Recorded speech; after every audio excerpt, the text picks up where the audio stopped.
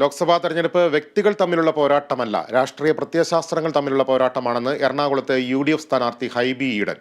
MP എന്ന നിലയിൽ തന്റെ പ്രവർത്തനങ്ങൾ വിലയിരുത്തപ്പെടണമെന്നും അദ്ദേഹം കേരള വിഷൻ ന്യൂസിനോട് പറഞ്ഞു.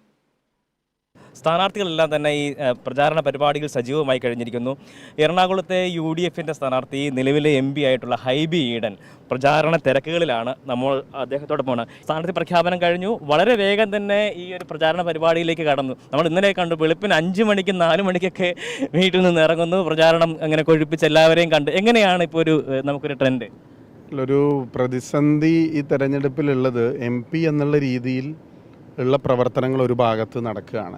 ഉദ്ഘാടനങ്ങൾ, പൊതുപരിപാടികൾ MP എന്നുള്ള രീതിയിൽ പങ്കെടുക്കണം. അതിൻ്റെ ഇടയിലാണ് തെരഞ്ഞെടുപ്പ് ക്യാമ്പയിനിലേക്കും കടക്കേണ്ടത്.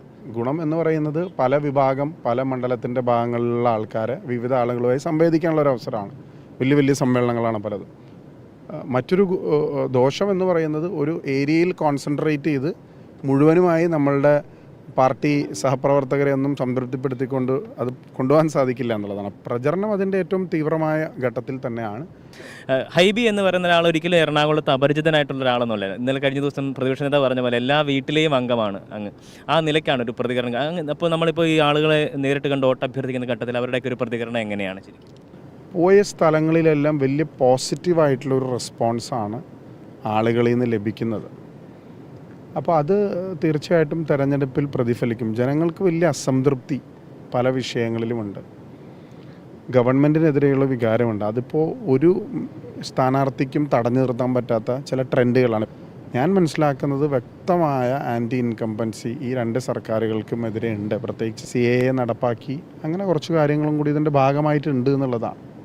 വനിതാ പ്രാതിനിധ്യം ഉൾപ്പെടെയുള്ള കാര്യങ്ങളൊക്കെ നമ്മൾ ചർച്ചയ്ക്ക് ചെയ്തെന്നൊരു ഘട്ടം കൂടിയാണല്ലോ. അപ്പോൾ എറണാകുളത്ത് എതിർ സ്ഥാനാർത്ഥിയായി വരുന്ന ഒരു വനിത കൂടിയാണ്. അപ്പം പൊതുവിലുള്ള സ്ത്രീകളുടെ ഒരു അനുകൂല തരംഗം ആ നിലയ്ക്ക് മാറും. അത്തരത്തിൽ എന്തെങ്കിലും തരത്തിലുള്ള അങ്ങനെ വിചാരിക്കേണ്ട ഒരു സാഹചര്യമുണ്ടോ?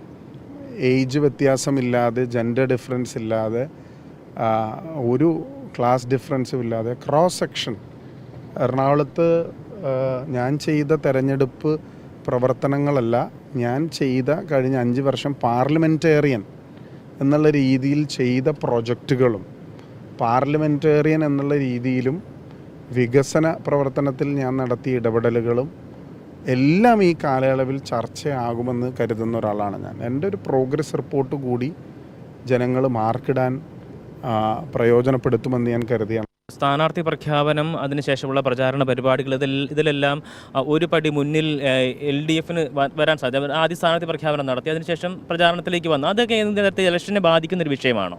അങ്ങനെ ഒരു ആശങ്കയും ഈ തെരഞ്ഞെടുപ്പിൽ ഉണ്ടാവേണ്ട കാര്യമില്ല.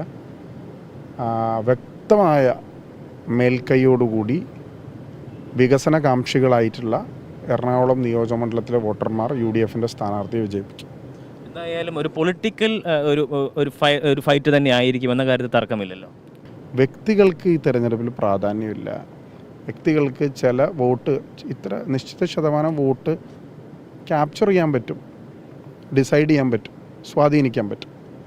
കൂടി വന്ന ഒരു സ്ഥാനാർത്ഥിക്ക് 5%, ബാക്കിയെല്ലാം അത് ഇന്നിൻ്റെ രാഷ്ട്രീയവും എല്ലാം ചർച്ച ചെയ്യപ്പെടുന്നതാണല്ലോ.